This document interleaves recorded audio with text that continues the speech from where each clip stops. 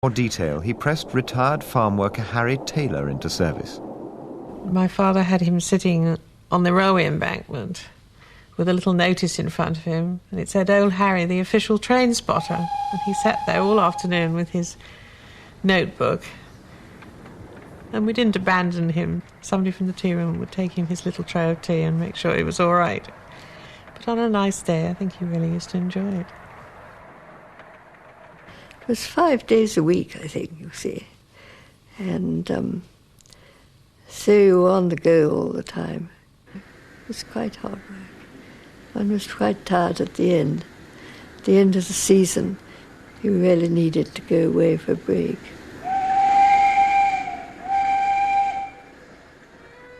On bank holidays, the public flocked to see Stapleford Park, but it takes a lot of half-crowns to keep up a house with 50 rooms. Only a handful of stately homes open to the public actually made a profit, and Stapleford Park was not among them. The house is now a hotel, and the trains no longer run.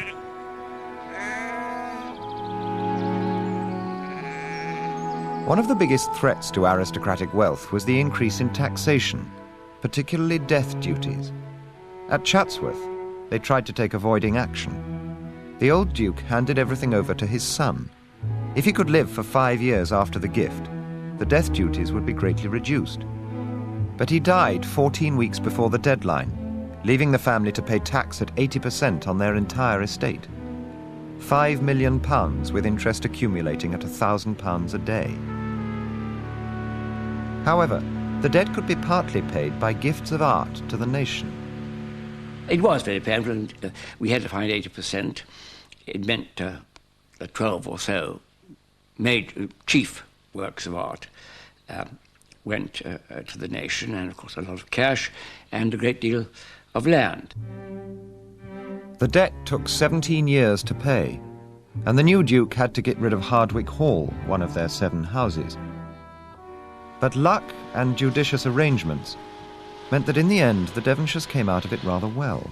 It was penal taxation, but when it came to the works of art, we didn't do it nearly as bad as we might.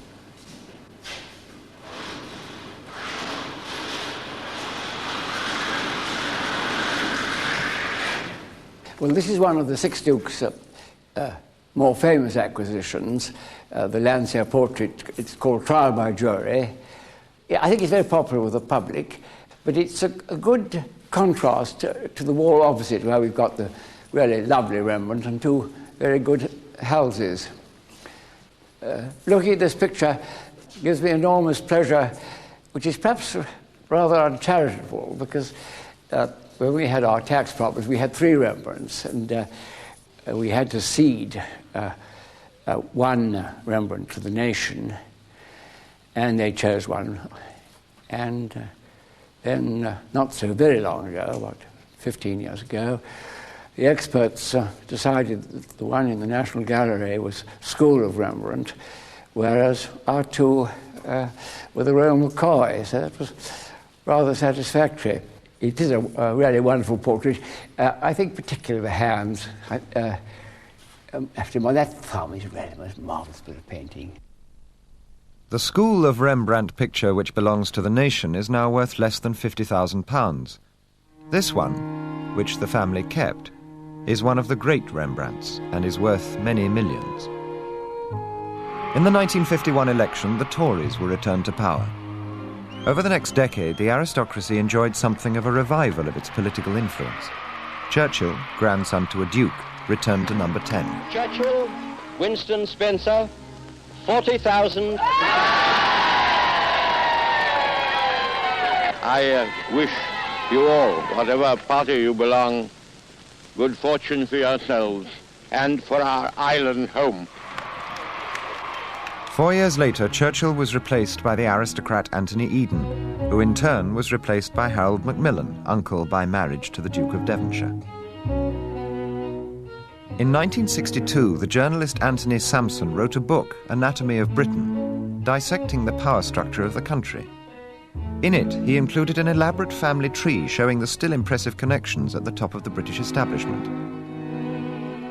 The Prime Minister was related by marriage to the President of the United States, the British ambassador to Washington, the British Secretary for War, the editors of the Observer and the Times, and the Governor of the Bank of England, as well as 35 members of his own government.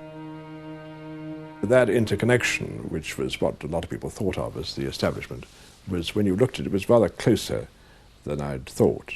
It was, of course, in some ways misleading because some of these families hated each other, and some of the spouses were at loggerheads with their husbands and so on. So you wouldn't probably find them all in the same room at the same wedding party, for instance. But nevertheless, it was a network. The important thing, I think, it was a communications network, which was, at that time, was unbeatable. Macmillan's government was a fruitful subject for such familial study. His wife was one of the Devonshire family, and Macmillan promoted many of her relations. Well, Macmillan was undoubtedly a snob. I mean, he married into the aristocracy. He was rather unsure of himself in that context. He was really an intellectual, a Scotsman who was rich but not grand by background, rather puritanical family. And he did love to feel himself being part of that world, which had in the past actually been rather rude to him. They had thought him a rather sort of priggish bore, and he had a bit of a complex about that. But in a sense, I think by becoming Prime Minister, he was getting his own back, and he was showing them who was the boss and bringing them into government in order, in some ways, to be able to parade his own equality or superiority over dukes and grandees generally. One of the dukes Macmillan brought into government was his nephew by marriage, the Duke of Devonshire. It was the most monstrous act of nepotism that's ever taken place in modern politics. My uncle by marriage, Hoi Polloi, had always been a very good friend to me, and we got on very well.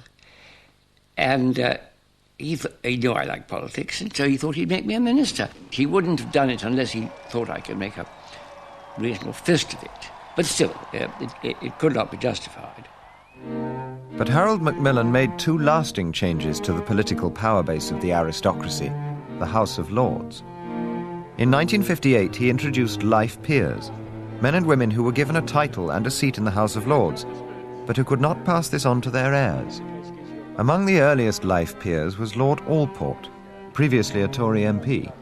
The idea was that you would dilute the hereditary peerage and would enable, at the same time, for the government of the day to exercise patronage, which is important to governments, and being able to create peers without flooding the whole country with hereditary peers. It was a huge change to the makeup of the House of Lords and the meaning of titles. The whole idea that you could make an ordinary chap a life peer without the kind of obligations to, or the assumptions of it being a sort of dynasty that you were establishing, that was new. The power to, again, to make and break people from number 10 was enormously increased. And the idea that one day you are Mr., the next day you are Lord, all because you've been sucking up to the Prime Minister, was a tremendous extra element. But there were a few lords who wanted to revert to being misters. In 1960, Anthony Wedgwood Benn inherited a peerage. He then began a lengthy campaign to be allowed to give it up and stay in the House of Commons. Wedgwood Benn, 20,313. You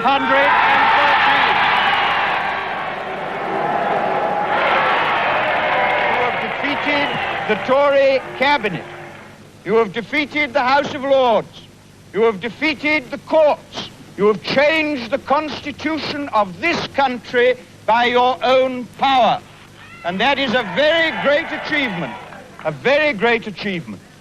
And I am very, very proud indeed to be sent back for the 6th time to represent you in the House of Commons. Benn's by-election victory forced Macmillan to change the law so that peers could renounce their titles.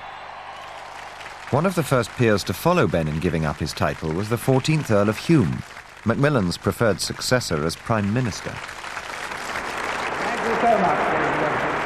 And when, of course, Macmillan was succeeded by the Earl of Hume, that was even more, obviously, the last sort of desperate attempt to pretend that Britain was run by an aristocratic system, and that, in a sense, I think, took the drama into farce.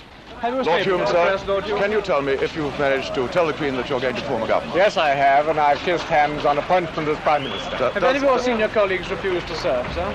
I've met a memo. No, we're going to work together to win the next election. Does this mean you'll be giving up your title, sir? What? Does this mean you'll be giving up your title? Oh, yes, I think it will mean that. I'll be saying things later. Alec Douglas Hume's political career was by no means ineffective, but his patrician style was now thoroughly outdated. The election of 1964 was won by the Labour Party. Harold Wilson.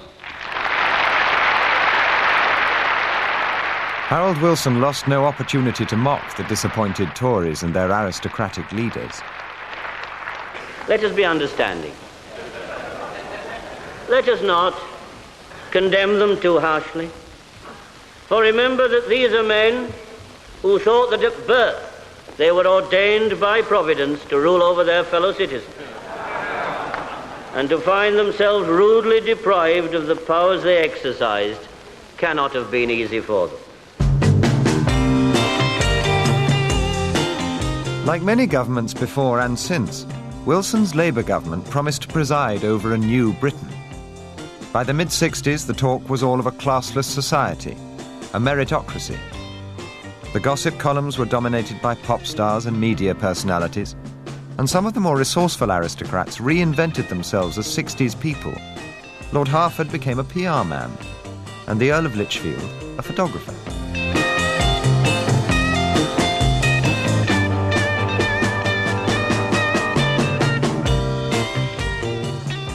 I suppose this group represents to some extent an emergence of a sort of meritocracy. These were people who were either successful or potentially successful, who came from myriad backgrounds. But constantly one was producing groups like this, which was really for American consumption.